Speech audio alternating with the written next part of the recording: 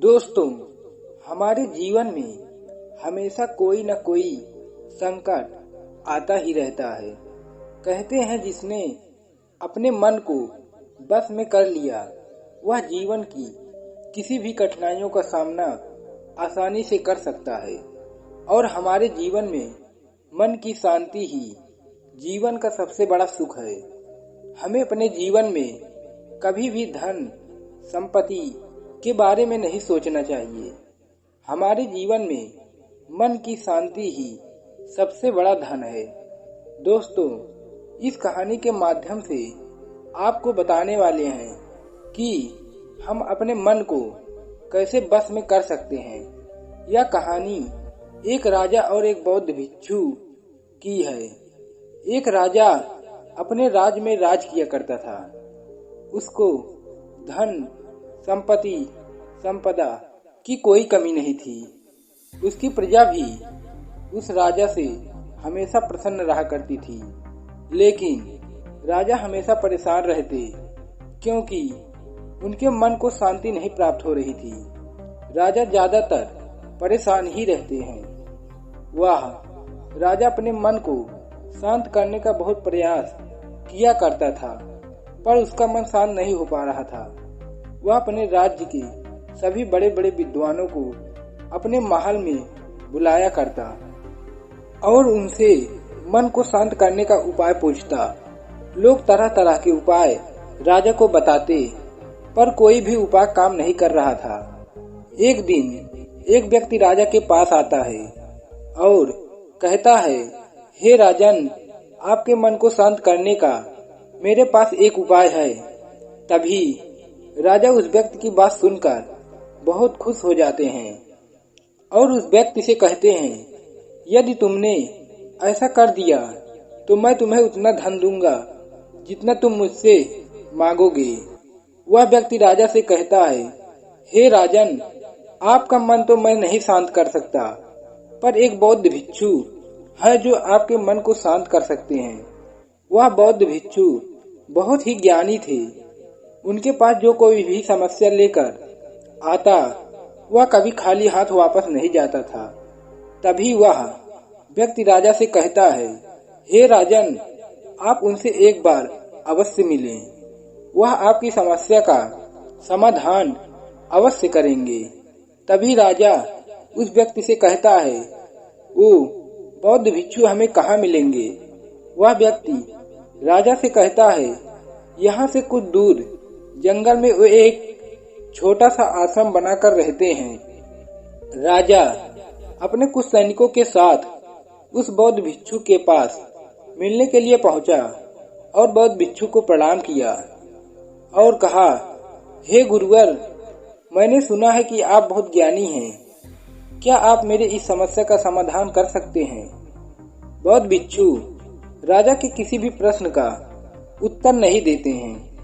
राजा मन ही मन सोचता है, उसे किसी भी प्रश्न का उत्तर क्यों नहीं दे रहे हैं। राजा फिर बौद्ध भिक्षु से पूछता है, हे गुरुवर, क्या आप मेरे मन को शांत कर सकते हैं? बौद्ध भिक्षु मुस्कुराते हुए राजा से पूछते हैं कि तुम्हारा मन अशांत क्यों है? राजा कहता है, हे गुरुवर, मेरे पास किसी भी चीज की कोई कमी नहीं है। धन संपत्ति और संपदा मेरे पास इतना है कि जिसका मुझे खुद अंदाजा नहीं है। सभी सुख सुविधाएं भी हमारे पास पर्याप्त हैं। लोगों के मन में मेरे लिए आदर सम्मान भी है। मैंने बहुत से सारे दान पुण्य भी किए हैं, पर बस मेरे अंदर केवल एक चीज की कमी है। पता नहीं मेरा मन क्यों शांत नहीं रहता। यदि यह कभी कभी शांत भी हो जाता है तो या फिर अशांत हो जाता है। क्या आप मेरे मन को शांत करने का कोई उपाय बता सकते हैं? मैं बड़ी आशा लेकर आपके पास आया हूँ। बाकी तो मैंने सब उपाय कर लिए हैं, बस आप ही मेरे अंतिम आशा हो। बौद्ध भिक्षु उस राजा से कहते हैं, बिल्कुल, मैं तुम्हारे मन को शांत कर सकता हूँ। राजा बहुत खुश हुआ। राजा ने कहा, हे गुरुवर, उसके लिए मुझे क्या करना होगा? बौद्ध भिक्षु मुस्कुराते हुए कहते हैं, कल सुबह तुम मेरे पास आना, पर ध्यान रखना अकेले ही आना। राजा कहता है, ठीक है, मैं कल सुबह आपके पास अवश्य आऊंगा। बौद्ध भिक्षु कहते हैं, पर एक बात का ध्यान रखना, अपने अशांत मन को अपने साथ जरूर लाना। राजा बौद्ध भिक्षु की बात सुनकर चौंक जाता है और सोचता है, यह बौद्ध भिक्षु ने कैसी बात कही। राजा कहता है, हे गुरुवर, आपने क्या कहा, कृपया करके एक बार और बताएंगे। बौद्ध भिक्षु राजा से कहते हैं, तुम कल सुबह जल्दी आना और अपने मन अशांत को साथ में लेकर आना। कहीं ऐसा ना हो कि तुम उसे अपने महल में ही छोड़ आओ। राजा सोचता है कि यह बौद्ध भिक्षु कोई पागल तो नहीं, पर अब राजा के पास कोई और विकल्प ही नहीं था। इसलिए वह सोचता है कि एक बार प्रयास कर ही लेना चाहिए। अगले दिन राजा अकेले ही सुबह सुबह बौद्ध भिक्षु के पास आए और कहते हैं, हे गुरुवर, मैं आ गया। बौद्ध भिक्षु उस राजा से कहते हैं, तुम तो आ गए ठीक है, लेकिन तुम्हारा अशांत मन कहाँ है? लाओ उसे मुझे दे दो, मैं उसे अभी शांत करके तुम्हें देता हूँ। राजा कहता है, हे गुरुवर, आप यह कैसी बात कर रहे हैं? आप इतने ज्ञानी होकर यह भी नहीं जानते कि मन को कोई ऐसी वस्तु नहीं है जिसे मैं उठाकर आपको दे दूं। मन तो मेरे भीतर है। बौद्ध भिक्षु उस राजा से कहते हैं, ठीक है, बैठ जाओ और अपनी दोनों आंखें बंद करके उस अशांत मन को अपने भीतर खोजो। राजा अपनी दोनों आंखें बंद करके उस अशांत मन को अपने भीतर खोजने का प्रयास करने लगा। बहुत देर तक आंख बंद करके बैठे रहने के बाद बौद्ध भिक्षु राजा के कंधे पर दोनों हाथ रखकर और कहते हैं, राजा, अब अपनी दोनों आंखें खोलो। राजा अपनी दोनों आंखें खोलता है और बौद्ध भिक्षु उस राजा से पूछते हैं, क्या तुम्हारा अशांत मन मिला? राजा कहता है, नहीं। बौद्ध भिक्षु राजा से कहते हैं, कोई बात नहीं, अब तुम कल फिर से प्रयास करना, आज के लिए इतना ही खोज काफी है। और फिर राजा और बौद्ध भिक्षु को प्रणाम करके अपने महल को वापस लौट जाता है। अगले दिन सुबह राजा फिर बौद्ध भिक्षु के पास जाते हैं और वैसे ही फिर करते हैं जैसा कल बौद्ध भिक्षु ने बताया था। राजा बैठ जाता है और अपनी दोनों आंखें बंद कर लेता है और अपने उस अशांत मन को अपने भीतर ढूंढने का प्रयास करने लगता है। बहुत देर तक राजा बैठे रहे। बौद्ध भिक्षु फिर से राजा के कंधे पर दोनों हाथ रखकर कहते हैं, क्या तुम्हारा अशांत मन मिला? राजा ने बड़े ही शांत आवाज में बौद्ध भिक्षु से कहता है, नहीं। बौद्ध भिक्षु राजा से कहते हैं, कोई बात नहीं, आज के लिए इतना काफी है, अब तुम कल आना। अगले दिन सुबह राजा फिर बौद्ध भिक्षु के पास आए और फिर बौद्ध भिक्षु को प्रणाम किया और फिर वैसा ही करने लगते हैं जैसे पूरे 2 दिन कर रहे थे। और राजा फिर बैठते हैं और अपनी दोनों आंखें बंद करके और अपने उस अशांत मन को ढूंढने का प्रयास करने लगते हैं। इस बार भी बौद्ध भिक्षु राजा के कंधे पर दोनों हाथ रखकर उनकी आंखें खुलवाते हैं। राजा बस अपनी दोनों आंखों को बंद करके बैठा रहा। काफी समय बीत जाने के बाद बौद्ध भिक्षु राजा के पास ही बैठ जाते हैं।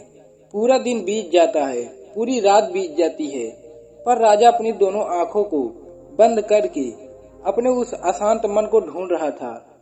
अगले दिन सुबह राजा की दोनों आंखें खुलती हैं और जैसे ही राजा की आंखें खुलती हैं, राजा अपने सिर को बौद्ध भिक्षु के चरणों में रख देता है और कहता है, मुझे मेरा अशांत मन तो नहीं मिला, पर वह शांति जरूर मिल गई जिसकी तलाश में मैं अब तक भटक रहा था।